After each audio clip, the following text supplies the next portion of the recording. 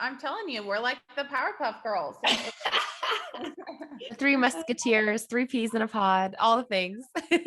I agree. I think that a huge takeaway from this episode, I hope you guys all move forward with. And I have a couple final questions for these gals, but I just really do echo their encouragement to you to go and form your own mini mastermind, whatever that looks like, your own wise counsel that you can seek out when things are hard.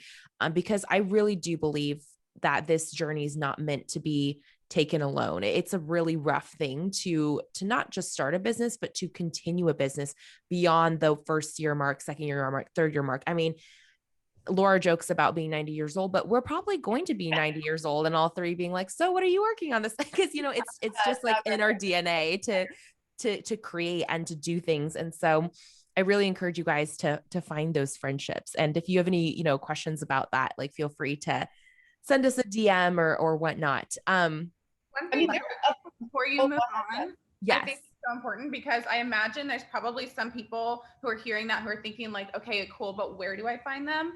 I thought to just throw in for myself the couple things that I think is important and that's worked. One, a lot of the most valuable connections similar to these two that I've made has been at like an event when I've gone to a conference or something like that. And I'm not a big events gal, I'll be honest. I love speaking and I speak at a lot of conferences and events, but to go as an attendee, I don't love for a lot of reasons. That's a whole nother conversation. But whenever I do, which I still do go to a lot of them, I make it a point to make a couple really valuable connections.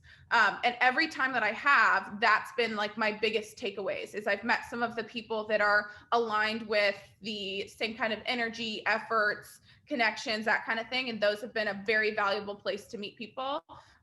Second is like, I think through social media, it's very helpful, but you have to be strategic, I guess, in the way that you do it. Cause I also get messages every day. I get DMs from people that are like, hey, can I pick your brain? Can we jump on a quick call? Can we do this? Can we do that?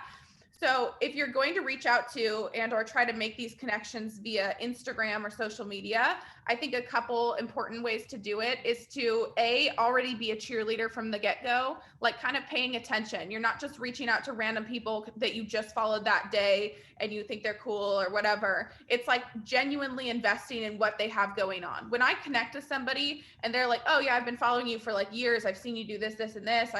I registered for that. Like, or they've been somehow kind of an ally for me ahead of time, that is already a great way to make an impression and a connection. But then second of all, going into every interaction with like, how can I add value to you? What would a great referral look like for you? What are some of the places that you're looking for support in your life or in your business?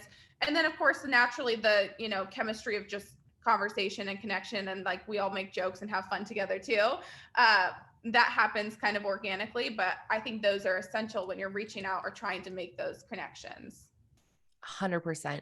Those are such good tips, Tessa. And I'm really glad you did jump in with that because I was literally thinking as I was like about to ask the next question, I know that people are thinking that. So thank you for providing those tips.